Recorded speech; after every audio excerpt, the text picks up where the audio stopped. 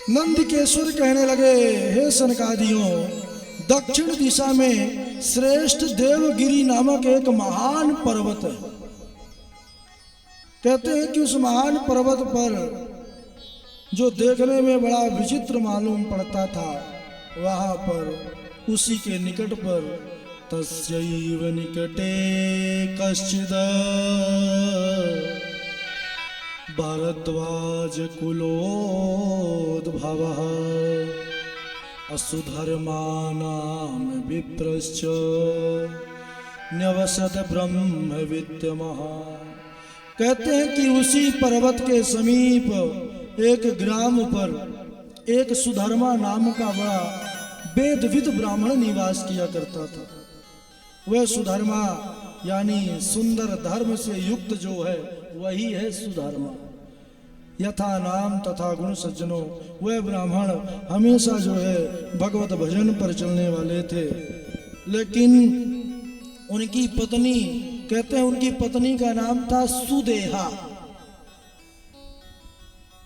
लेकिन एक जीवन में कष्ट पंडित जी को नहीं था, पंडितानी बस को था कि घर में पुत्र नहीं है। पंडित जी तो सोचते थे जब उसकी इच्छा होगी तो होगा और उसकी नहीं होगी, सब उसी की इच्छा से होता है संसार। उसके बिना तो एक पत्ता भी नहीं हिलता है। लेकिन संसार है, संसार के लोग यह महाराज भगवान कितनी भी कृपा कर दे हैं, संसारी कभी कृपा नहीं करेंगे। उसको हमेशा चिढ़ाते थे, अरे यह बांझ है, बांझ है, ताना मारते थे। संसार ऐसा है ही सज्जनों, कभी किसी का नहीं हुआ और ना कभी होगा। सुदेहा दुखी होकर के पति के पास गई कि महाराज मुझे पुत्र प्रदान कीजिए, अन्यथा मुझे मार डालिए। अपमान भरा जीवन से अच्छा है मृत्यु मुझे मिल जाए। पत्नी को दुखी देखकर ब्राह्मण देवता ने भगवान का सदा शिव का नाम लेकर के 2 पुष्प फेंकते हैं। कहते हैं इसमें से देवी एक पुष्प का चयन करो। उसमें से एक पुष्प था पुत्र वाला और एक था बिना पुत्र वाला। लेकिन कहते हैं दैव इच्छा यही थी, उसने दाहिने तरफ का पुष्प उठा लिया जिसमें पुत्र नहीं था। बोला देखा देवी तुमने, अगर ये पुष्प उठाती तो तुमको पुत्र मिल सकता था, लेकिन देखो सदा शिव चाहते ही नहीं है, भाग्य में ही नहीं है। सुदेहा ने एक युक्ति निकाली, ठीक है नाथ, अगर मुझसे पुत्र नहीं हो रहा तो आप दूसरा विवाह कर लें। उन्होंने कहा देवी यह ठीक नहीं है, क्योंकि अभी हम दोनों का जीवन ठीक से चलता है और जब हम विवाह कर लेंगे तो फिर तुम्हारा जीवन अच्छा नहीं रहेगा। उन्होंने कहा नहीं, बहुत जिद किया सुदेहा ने। बोला कि मेरी एक बहन है, छोटी बहन, मेरी बहन के साथ विवाह कर लीजिए, वह मेरी बहन ही है, इसलिए मैं कभी उससे जो है द्वेष नहीं करूंगी। उसकी बहन का नाम था घुष्मा। विवाह हो गया और पुत्र भी उस बहन के घुष्मा को हो गया। लेकिन महाराज अब धीरे धीरे सुदेहा के अंदर बदलाव शुरू हो गया। वह ईर्ष्या करने लगी अपने बहन से और उसके पुत्र से। विचार करने लगी कि मैं अगर इसके पुत्र को किसी यत्न से मार डालूंगी, यह रोएगी तो मुझे अंदर बड़ा सुख मिलेगा इसको रोता देख करके। पुत्र का विवाह हो गया, पुत्र वधू आ गई, लेकिन रात में उसने बड़ा क्रूर कर्म कर डाला। सुदेहा ने तलवार से अपने उस बहन के पुत्र को कई टुकड़ों में काट करके और पास में तालाब जहां पंडित जी प्रतिदिन पार्थिव पूजन किया करते थे और उसका विसर्जन करते थे, वहीं जाकर विसर्जित कराई और आकर के सोने का नाटक करने लग गई। इधर प्रातः काल हुआ, उसकी मैया उठी, घुष्मा देखती है कि बालक का पता नहीं है। उसकी पुत्र वधू जब देखती है कई टुकड़े पड़े थे, महाराज जहां पर शयन कर रहा था वह दहाड़ मारकर रोने लगी। उसकी मैया भी रोने लगी, घुष्मा, सुदेहा भी झूठा रोना का दिखावा कर रही थी, लेकिन अंदर से हंस रही थी। बड़ा उसको सुख मिल रहा था कि ठीक इसका पुत्र मर गया। तब तक सुधर्मा आ गए ब्राह्मण देवता, पत्नी को समझाते थे। अच्छा, वह घुस्मा भी बड़ी शिव भक्त थी, प्रतिदिन पार्थिव पूजन बनाती जो है करती थी पति के साथ। विसर्जन करने का नित्य का नियम था सांझ को सूर्यास्त के पहले। तो उन्होंने पति ने आकर के कहा, हे देवी तुम अपने कर्म को मत भूलो, सदाशिव का ही वह दिया पुत्र था, अगर उनकी इच्छा होगी तो वह ले लेंगे। तुम अपने कर्म को, अपनी नित्य क्रिया को मत छोड़ो। घुस्मा पति के वचनों को सुन करके वह पार्थिव शिव का विसर्जन करने के लिए उस तालाब पर जाती है सज्जनों। लेकिन वहां जाते ही वहां पर विचित्र घटना घट गई।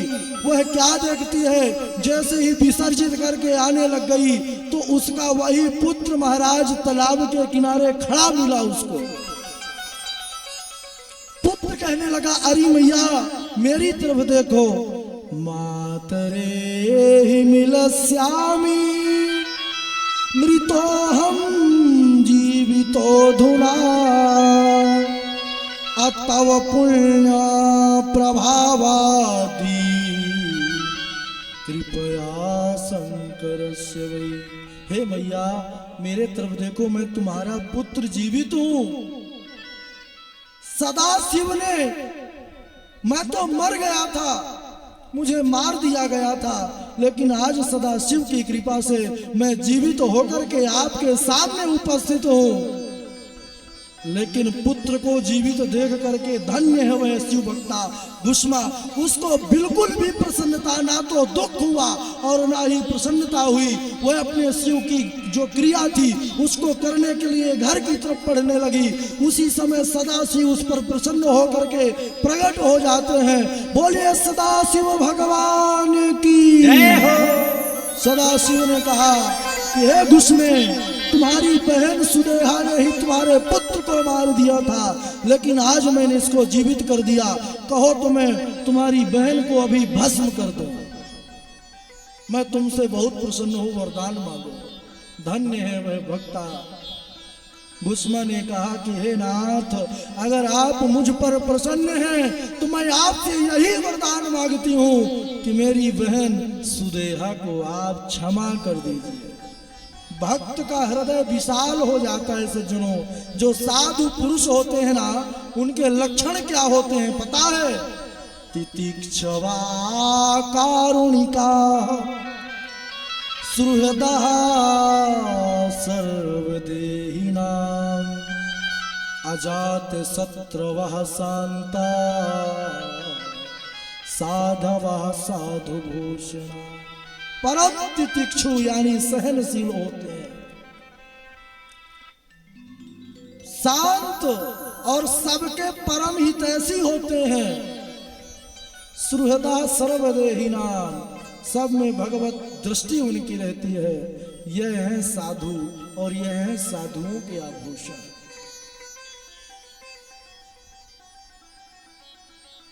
उनका तो राम नाम ही धन होता है। और हम सब कितना भी ऐश्वर्य संपन्न हो जाएं सज्जनों, कथा यही कहती है कि अगर हमारे पास नाम रूपी धन नहीं है तो हम सबसे बड़े गरीब हैं, सबसे बड़े निर्धन हैं। महापुरुष कहते हैं, कबीरा सब जग निर्धना